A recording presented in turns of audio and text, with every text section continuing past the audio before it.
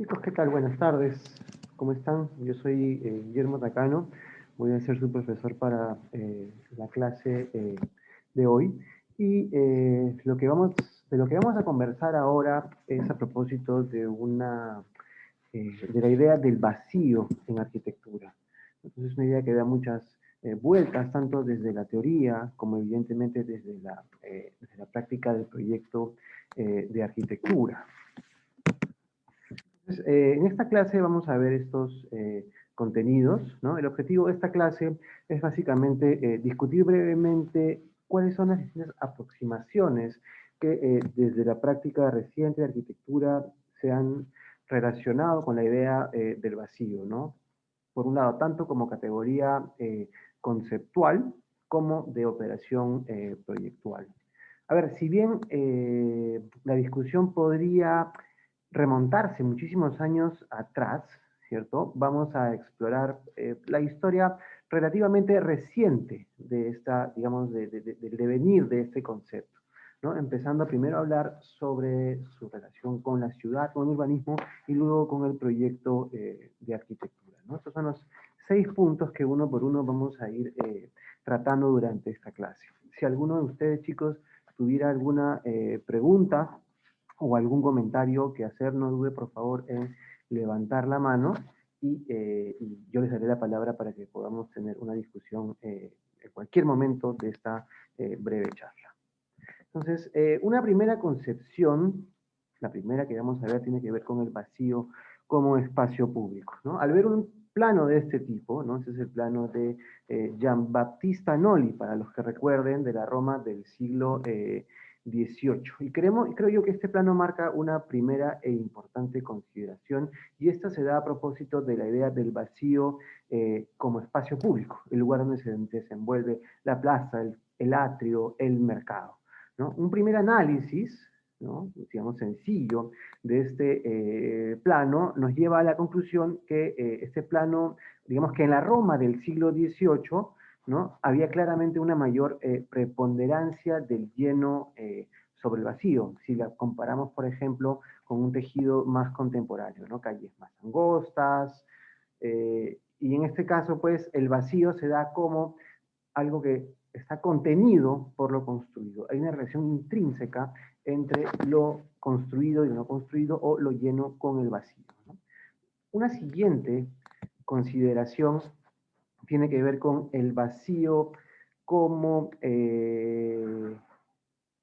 forma de garantizar la luz y la ventilación, ¿no? Entonces, algunos años después de la elaboración del plano de Noli, se daría pues un fenómeno que a nivel urbano cambiaría muchas cosas. Y esta es la revolución industrial. Y con ello, con la revolución industrial, la aparición y la consolidación, valga la redundancia, de la llamada ciudad industrial. Entonces, esto definió una serie de retos y visiones sobre la ciudad que creo yo cambiarían radicalmente la aproximación previa al vacío que se tenía, ¿no? Y a propósito, pues, de los impactos brutales que el proceso de industrialización tuvo sobre las ciudades, ¿no? Si pensamos, por ejemplo, no en esta, sino en pandemias pasadas, como por ejemplo el cólera y la tuberculosis, ¿no? No podemos dejar de pensar y de mencionar a la corriente higienista, por ejemplo, del siglo XIX, que eventualmente se relacionaría muchísimo con los ensanches realizados durante fines del siglo XIX, ¿no? Y que después tendrían una tremenda influencia sobre el urbanismo y la arquitectura moderna, ¿no? En la figura de la derecha vemos el ensanche de Barcelona, para los que conozcan, de Ildefonso Cerdá, y hacia la izquierda tenemos el antiguo centro histórico de Barcelona, ¿no? Y en este caso, pues, la idea higienista del vacío, que tuvo, pues, como les comento, una tremenda influencia en lo que se hizo después, perdura, pues, la idea del vacío como sinónimo de luz y de ventilación para garantizar la salud. Hasta aquí, chicos, ¿alguna pregunta? Ok, continuamos. Y luego de esto, ya entrado el siglo XX, pensando en la arquitectura moderna, y un poco ya aproximándonos a la escala de los edificios, bueno, no podemos dejar de mencionar el innegable parentesco que hay entre, por ejemplo, el ensanche de Barcelona, de Cerdá y modelos seminales de la ciudad contemporánea, como por ejemplo, bueno, en este caso la ciudad contemporánea de Le Corbusier, ¿no? Donde por supuesto pues hay una idea fundamental, una diferencia fundamental, y esta se viene a dar en la escala de las manzanas, ¿no? Cerdá plantea manzanas, Le Corbusier plantea una ciudad en planta libre. Entonces, y en este caso, sobre esta ciudad en planta libre, ¿no? Volvemos también a una nueva idea sobre el vacío. Más allá de la luz y de la ventilación para el movimiento moderno, pensando en el urbanismo Siam y en el racionalismo, ¿no? De lo que se plantea, a propósito de lo que se plantea el vacío, es como el espacio que está entre los edificios, ¿no? Parte de la premisa eminentemente moderna del edificio o del proyecto de arquitectura como un objeto, ¿no? Y este a propósito de la liberación del espacio del confinamiento del muro, ¿no? Lo que le da al espacio eventualmente, tanto interior como exterior, una condición mucho más fluida. ¿No? Y por supuesto también nuevamente se sigue reafirmando la idea del vacío como manera de garantizar la luz y la ventilación, y en este caso a propósito de la intención más o menos abstracta de incorporar la naturaleza en la arquitectura, ¿no? Según lo que planteaba Le Corbusier, ¿no? Y bueno, en determinados momentos, esto ciertamente se lleva a un extremo, ¿no? Entonces, está el extremo este de entender el exterior como una especie de continuo indefinido e infinito, ¿no? Que se rige básicamente en normas que nada tienen que ver al final con la definición de los objetos, ¿no? Algo que Steven Peterson llama el antiespacio, ¿no? Entonces, y esto del antiespacio, ¿no? Se traslada y se conecta con un concepto fundamental para entender la idea del vacío moderno, y este es el de la tabula rasa, ¿no? Se toma como referente el plan de Le Corbusier para París, el plan Bazin, basado en estas ideas de la Villa Radiante, el cual fue extremadamente influyente, ¿no? No solo para el urbanismo, sino para en general la arquitectura del siglo XX, y luego el concepto de, por ejemplo, la torre en el parque de Le Corbusier, ¿no? El cual nos lleva a extremos como el que estamos viendo aquí, ¿no? Que es el proyecto Pruitt-Igoe en San Luis, Missouri, ¿no? Que es un proyecto de vivienda social que marcó en buena mente la crisis de este modelo de vivienda y de ciudad, ¿no?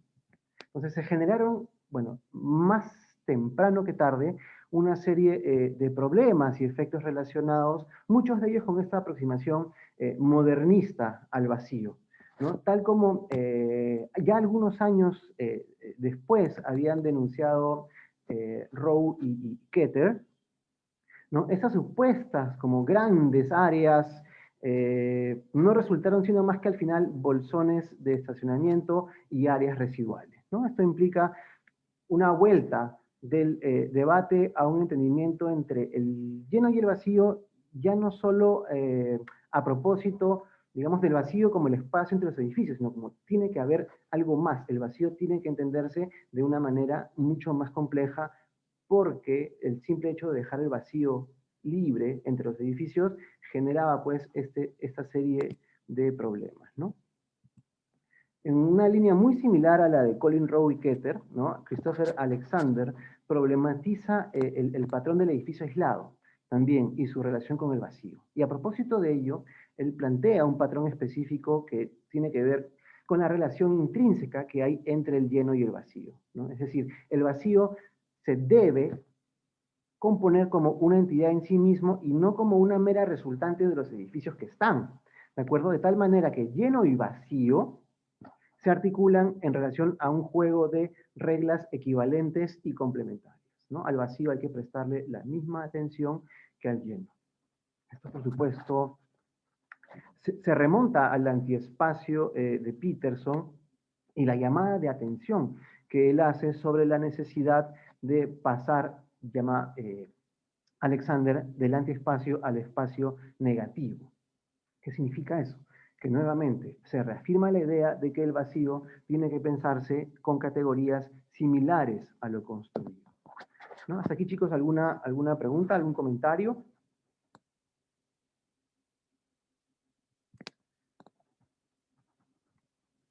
Entonces, a fines de los años, ya a fines de los 50, principios de los 60, se inicia un proceso de crítica feroz al movimiento moderno. Y en este caso, desde el mismo corazón del movimiento moderno, donde un protagonista indiscutible fue el llamado Tim Ten, ¿no? El mismo año en que Yamasaki, 1955, propusiera el proyecto Put-Igo, este que está aquí, ¿no? Miembros del Think Tank, como en este caso Aldo Van Eyck, propondría proyectos revolucionarios como el orfanato de Ámsterdam, ¿no? Y algunos años después, en 1963, Candilis, Josic y Woods plantearían el proyecto de la Universidad Libre de Berlín, ¿no? Entonces, y estos dos proyectos se darían a propósito de una tipología a la cual Alison Smithson, algunos años después, denominaría el Math Building, ¿no? Y el Math Building, interesantemente, supera estas ideas previas modernistas del vacío a propósito de dos cosas, ¿no? Del espacio entre los edificios y precisamente del vacío como un medio de garantizar la luz y la ventilación. Va mucho más allá de ello. Le asignan una importancia y un valor mayor, ¿no? En palabras de Alison Smithson, dice, y cito aquí a Alison Smithson, se puede decir que el Math Building personifica el anónimo colectivo, donde las funciones vienen a enriquecer lo construido y el individuo adquiere nuevas libertades de actuación gracias a un nuevo y cambiante orden, basado en la interconexión, los tupidos patrones de asociación y las posibilidades de crecimiento, disminución y cambio, ¿no? Y en relación precisamente a Alison Smithson, junto con su esposo Peter, aparece un siguiente proyecto en los años 70, el llamado proyecto Robin Hood Gardens en Londres, ¿no? Que también definen durante esos años una serie de innovaciones a propósito de la valoración del vacío, ¿no? Y cito nuevamente, en este caso el profesor Martínez, dice, el vacío deja de ser el espacio entre los edificios y se convierte en el centro del proyecto. La condición de vacío que referimos, susceptible de ser activado, el vacío cargado, al decir de Allison y Peter Smithson, lo que en inglés se llama the charge void. Es apto para acoger lo indeterminado, al tiempo que se muestra como un fragmento ejemplar, microcosmos que delata el devenir de la ciudad. La especificidad de ciertos espacios o estructuras en la ciudad produce un uso inferior al previsto y deseable, concluyendo en una escasa funcionalidad. Resulta más apropiado valorar la capacidad de ciertas células que podrían detectarse en la ciudad como un mapa de espacios apropiables. Dicho esto, a propósito del Think Tank, voy ahora a comentar una aproximación más comentaria al vacío, más contemporánea al vacío y sus posibilidades que se pueden expresar tanto en la escala de la intervención urbana, del urbanismo, como la escala de los edificios, ¿no? De la práctica netamente arquitectónico, ¿no? Por ejemplo, creo que es importante ver cómo las llamadas estrategias del vacío, denominadas por Rem Koolhaas, ¿no? Operan a ambos niveles, ¿no? En este caso, relacionadas a dos proyectos emblemáticos del estudio OMA, ¿no? El primer proyecto es un concurso, es el proyecto para la nueva ciudad de Melunchenard, en las afueras de París, ¿no? Que es el que estamos viendo ahora. En este proyecto se plantea más bien dice, es más bien el vacío el que debería planificarse y pensarse en lugar de los edificios. Y más bien dejar esas zonas, digamos, planteadas, libres, para que el resto de la ciudad pueda crecer de manera orgánica, de manera mucho más libre, ¿no? Pero él dice, es importante generar esta red de vacío, ¿no?